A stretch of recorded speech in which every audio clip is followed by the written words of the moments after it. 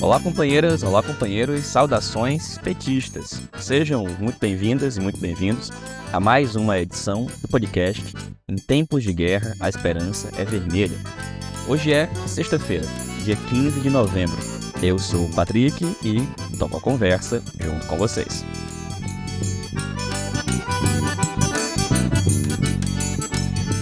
No episódio de hoje, falamos sobre o atentado realizado em Brasília, que resultou na morte do próprio autor do atentado e que demonstra o crescimento e a escalada da violência da extrema-direita no país.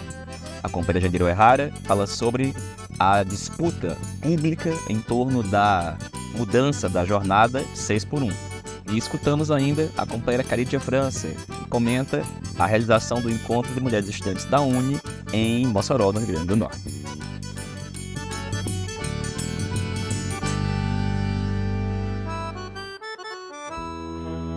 E pessoal, na noite desta quarta-feira, dia 13 de novembro, um atentado em Brasília. Um indivíduo, de nome Francisco, arremessou fogos de artifício, artefatos, bombas contra a estátua da Justiça na frente do prédio do STF, explodiu veículo com fogo de artifício e outros artefatos, e ao final explodiu um artefato contra o próprio corpo e morreu. Esse indivíduo, catarinense, tinha estado presente nas ocupações à frente de quartéis e era ativo nas redes sociais em favor do golpismo, do bolsonarismo e fazia ameaças muito cotidianas contra as instituições e a democracia.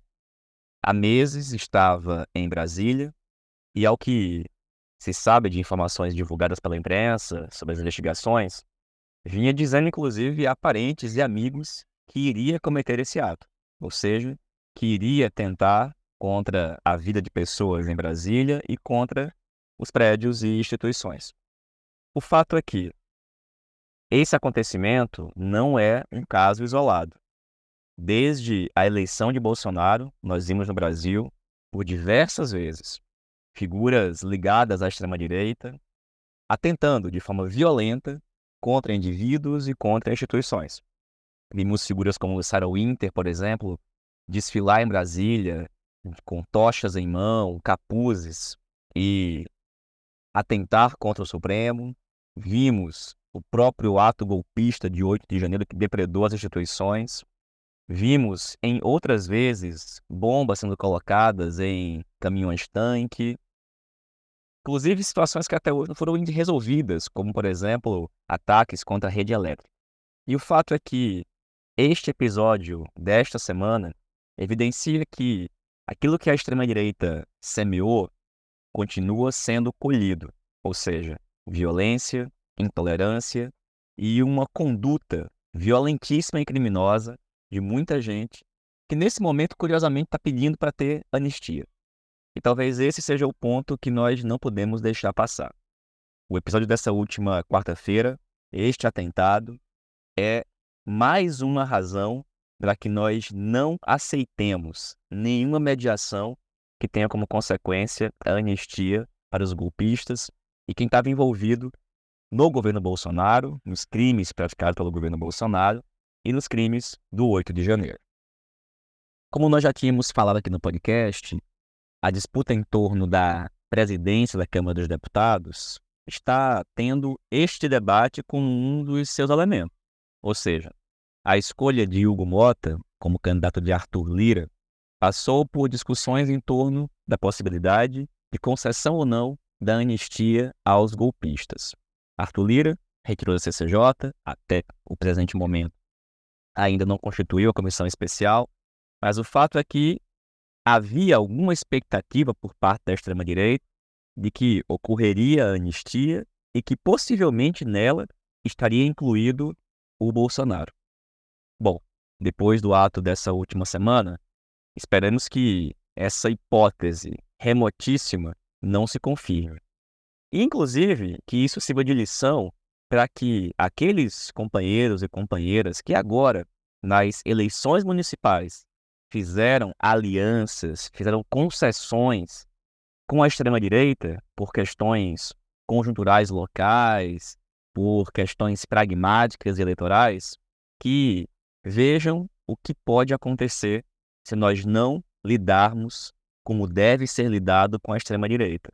Quem cometeu os atos golpistas e atentou contra a democracia tem que ser punido, porque a ausência de punição, obviamente, incorre em sentimento de impunidade para essas pessoas que, como este indivíduo, se sentem à vontade para atentar, agir e enfrentar não apenas a democracia, mas inclusive atentar contra a vida daqueles que resistem contra o fascismo e a extrema-direita. E esse é um ponto que nós também não podemos descuidar. Este episódio é um indício de como o fascismo, como essa conduta violenta, como essa ação belicosa, armada, está incrustada no bolsonarismo e continua vivo e latente. Não foi superado. Por isso que a vitória eleitoral de alguns desses indivíduos em 2024 precisa ser enfrentada adequadamente por nós. Afinal de contas, pode ser numa escalada desta violência que nós cheguemos em 2026. Convenhamos, a extrema-direita ficou muito animada aqui no Brasil com a eleição de Trump nos Estados Unidos, achando inclusive que agora seria a hora de avançar com a anistia, de devolver direitos políticos para o Bolsonaro e criar as condições para voltar ao governo em 2026. Muita gente, inclusive, talvez neste mesmo espírito, começou a pensar que é hora de agir por conta própria. E o fato é que eventos e situações como essa, de novo, não podem ser vistas como casos isolados. Isso faz parte de um ambiente muito maior de aumento da violência e de uma certa perspectiva de poder e de ação para os indivíduos da extrema-direita.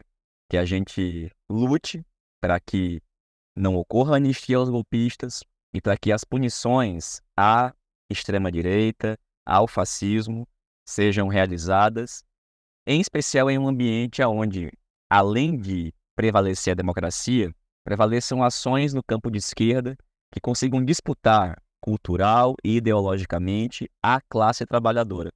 Porque, gente, ao fim e ao cabo, é disso que se trata. A classe trabalhadora está, como sempre esteve, em disputa. E nesse momento de acirramento, de um lado violência, do outro piora nas condições de vida, ou pelo menos ausência de melhora, é preciso ações muito contundentes, tanto por parte dos governos de esquerda, mas em especial por parte dos partidos, dos movimentos sociais, que têm que agir. Tem que agir para melhorar as condições de vida das pessoas, disputando ideologicamente a classe trabalhadora para posições mais à esquerda. É um trabalho imenso e a gente vai se aproximando do final do ano 2023, sabendo que esse vai ser um desafio, do final do ano 2024, perdão, sabendo que esse é um desafio tremendo, não só para o próximo ano, mas para um período ainda bastante longo. E por falar em disputar ideológica e culturalmente a classe trabalhadora, a gente vai escutar agora a companheira Jandira Uehara, da Executiva Nacional da CUT, a Central Única dos Trabalhadores e das Trabalhadoras, acerca de uma discussão que, esta sim, tem pautado muita gente, porque diz respeito à vida das pessoas. A mudança da escala de trabalho 6x1. Uma discussão que está lastreada em um projeto de lei que está tramitando, ou que pode vir a tramitar, uma vez que atingiu a quantidade de assinaturas, e que pode ter implicações muito significativas na vida daquelas pessoas, que é a grande maioria da classe trabalhadora, ou uma parcela muito expressiva, que tem carteira assinada, que trabalha formalmente e é submetida a longas jornadas de trabalho e praticamente nenhum tipo de descanso. É para falar sobre esse assunto que a gente escuta agora a companheira Jandira Uehara. Olá, Patrick e os ouvintes do podcast Em Tempos de Guerra, Esperança é Vermelha, passando por aqui para a gente falar um pouco da nossa posição em relação ao fim da escala 6x1 e a redução da jornada de trabalho. Bom, primeiro dizer que desde a sua fundação, a CUT defende a redução da jornada de trabalho sem redução de salário. E ao longo dos 41 anos de existência, essa bandeira de lutas tem sido reafirmada em todos os nossos congressos. No entanto, a última vez em que conquistamos uma redução na jornada de trabalho foi em 88, no âmbito das lutas sociais e sindicais, que culminaram na Constituição Federal e que reduziu a jornada de trabalho de 48 horas para 44 horas semanais. Em 2004, as centrais sindicais, no primeiro governo Lula, retomaram a luta pela redução da jornada de trabalho no âmbito do Fórum Nacional do Trabalho, porém sem êxito. Em 2014, essa questão foi colocada novamente no Congresso Nacional, mas sem mobilização das bases da classe trabalhadora.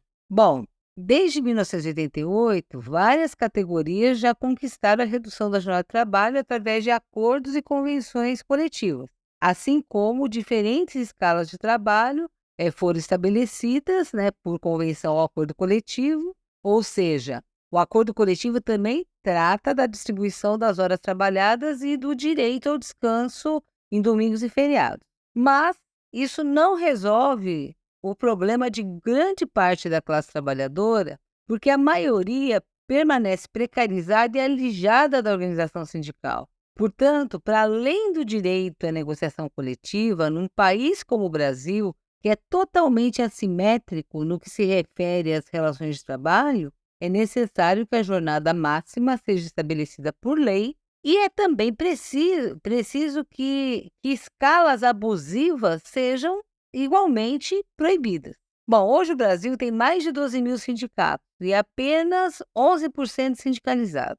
Mas o resultado da negociação é estendida a todos os trabalhadores da base da negociação. Mas a verdade é que desde a reforma trabalhista de 2017, ano a ano, o número de acordos e convenções coletivas vem caindo.